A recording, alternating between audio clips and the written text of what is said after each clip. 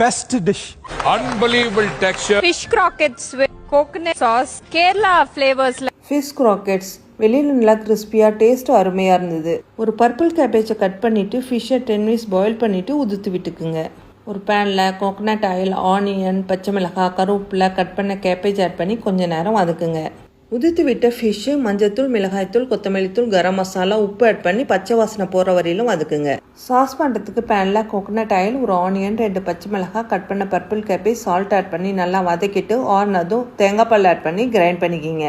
2 teaspoon மைதாவில் water add பண்ணி கலக்கி வச்சுக்கோங்க. நம்ம வதக்கி வச்சிருந்த ஃபிஷ் கேபேஜ் மசாலாவை உருண்டை பண்ணிவிட்டு சண்டையில் சீஸ் வச்சு நல்லா டைட்டாக உருண்டை பண்ணிக்கிங்க.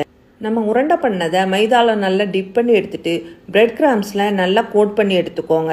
நல்லா புண்ணீர் ஆகிற வரையிலும் பொரிச்சிட்டு சாஸோடு சாப்பிட்டு என்ஜாய் பண்ணுங்கள். இது போல் ரெசிபிக்கு நம்ம சேனலை ஃபாலோ பண்ணிவிட்டு வீடியோவை சேவ் பண்ணிக்கோங்க.